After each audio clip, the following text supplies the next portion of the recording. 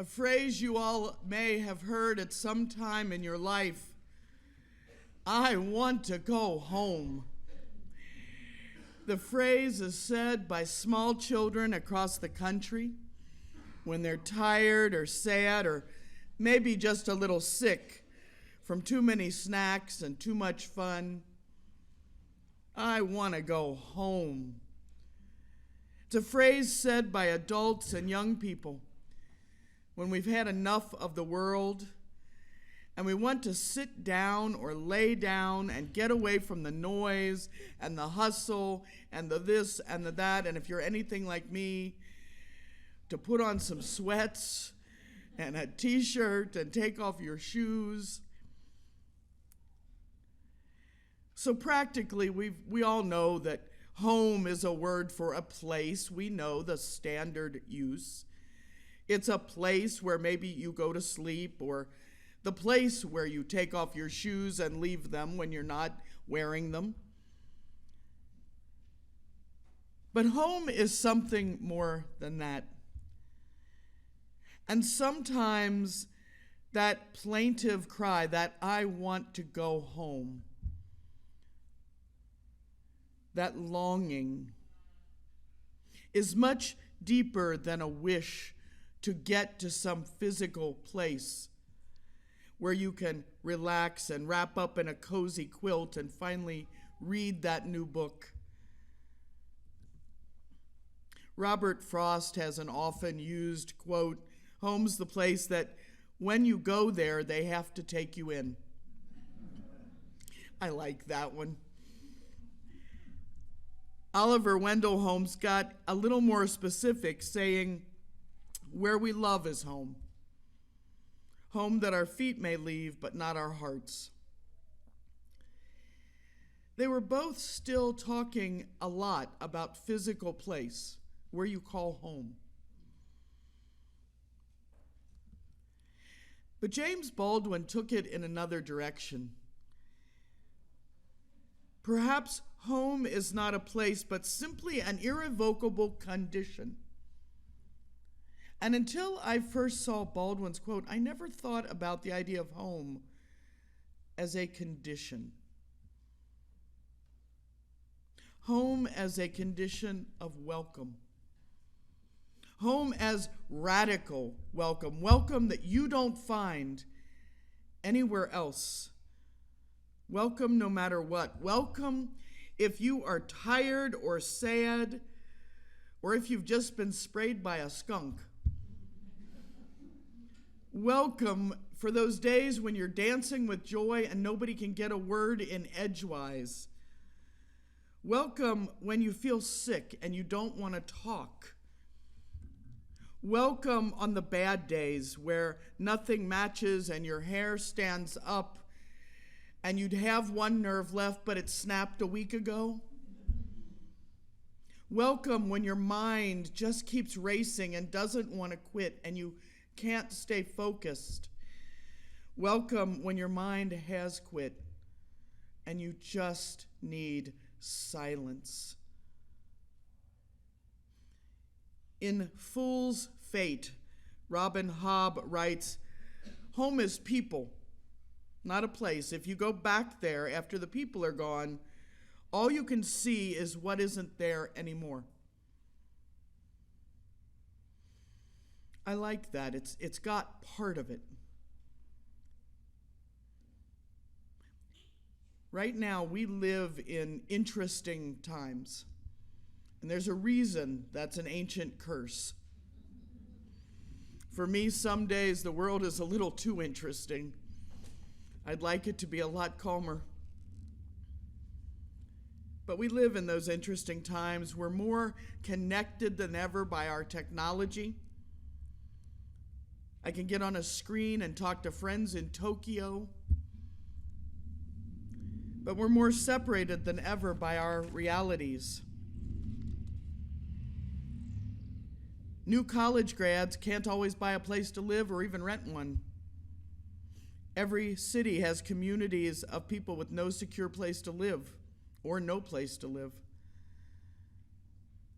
People that do have a place to sleep, well, A lot of us are still isolated by work, technology, health, anxiety. I wondered just how isolated. So I went looking. And U.S. News and World Report wrote in December of 2018, so this is not an old survey, that the University of California's neuroscience department had looked at Americans, average American populations,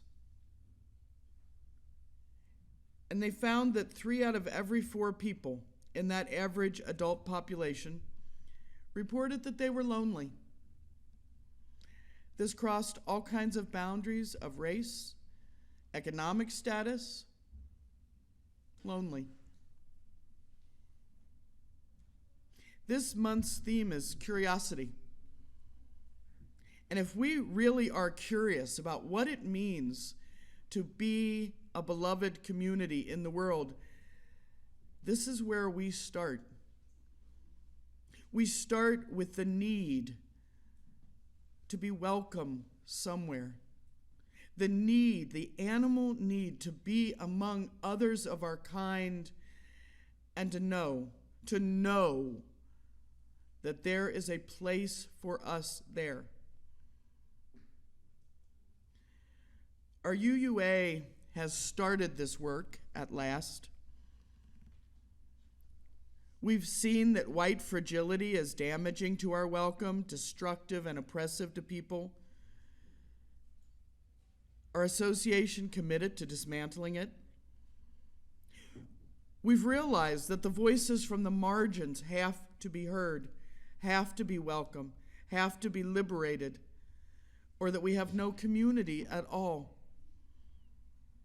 And it's our turn, church by church, community by community, congregation by congregation. Radical welcome. In his work, Golden Sun, Pierce Brown writes, "Home isn't where you're from. It's where you find light when all grows dark." Somali British poet Warsan Shire says, "At the end of the day, it isn't where I come from. Maybe home is somewhere I'm going and have never been before." As an association, we've never managed this. We've never been there before. But we are going. We are committed to going. We have said we can do this work. Home is the place that when you get there, when you finally get there, you find out that's where you've been heading all along. Home is where the light is. It's the place where you finally find a welcome so radical that you can bring your whole self forward and say with confidence, "I am here." And for those of us in the intersections of oppressions, for those of us lacking some kind of privilege, that kind of honest welcome is revolutionary. There are people out there in the world who have never known that kind of welcome. Des Moines is a growing city filled with folks who have no idea that that kind of welcome is even possible. For those of us at the intersections of oppression, any kind of honest welcome, that is a revolutionary act. And it's a revolution I want to join. I want to be with a beloved community which says, "Come home, you are welcome here," to people of all kinds. Come home to LGBTQIA people, queer people of all types. Welcome to their pronouns, welcome to their loves. Welcome to Black people, welcome to people of color. Welcome to people with handicaps, welcome to their adaptive equipment. Welcome to babies, welcome to children who are not quiet. Welcome to folks who are neuroatypical. Welcome to their needs. Welcome to people who bring new music and new ways of talking. Welcome to cultures and identities. And once we've begun that revolution, once we've decided that we are going to welcome each other home, then it's time to learn how to dance. If I can't dance, I don't want to be part of your revolution. And Emma Goldman said that, or at least something like it. She was an anarchist, and she was deeply, deeply involved in social justice. And what she meant was that even amidst this serious work, there's got to be joy. There's got to be joy. Making a home for one another, engaging in radical welcome, isn't just about up here. It isn't just about the head. If we are to be a movement and not a moment, then we have to move beyond the head. We have to learn how to dance together. We have to sing one another's songs and eat one another's food. We have to cook together and make art together, march together, sit together, play together. Our children have to read one another's stories from their cultures and our cultures and those cultures. One church, many paths, all respected, all kept clear, all tended. Because you never know who wants to use what, and you can cut across and come back and enjoy and know that your way is honored, respected, and upheld. And when we've created that, when we've even begun to create that, when the light starts to spill from our windows and people come searching out the good things that we have, then we create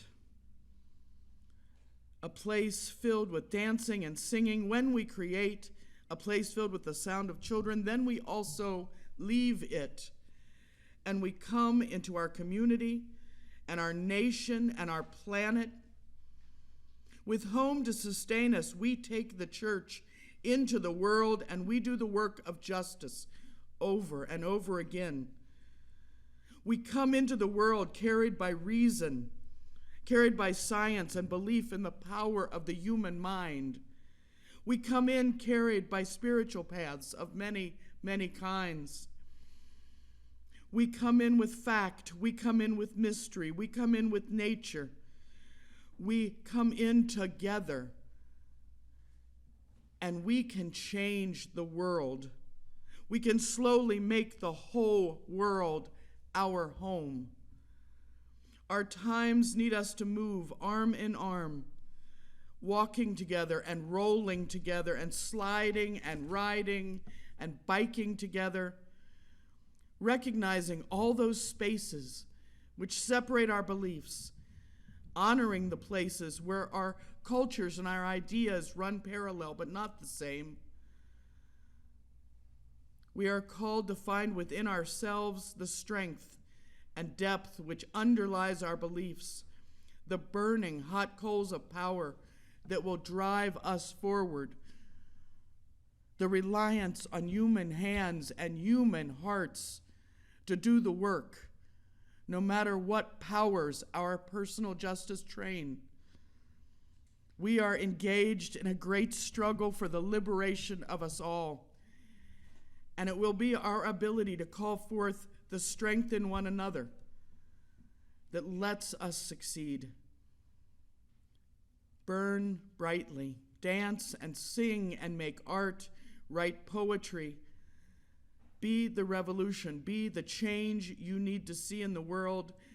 Move forward, and in the words of Bell Hooks, go into the world and in every way you can, small and large, build a beloved community. And in my words, wherever you go, you take a minute to dance. And when you are tired, too tired to go on that day, know that your community is there waiting for you. As you say the words, I want to go home. Home will be here waiting, and you will be welcome. May it be so.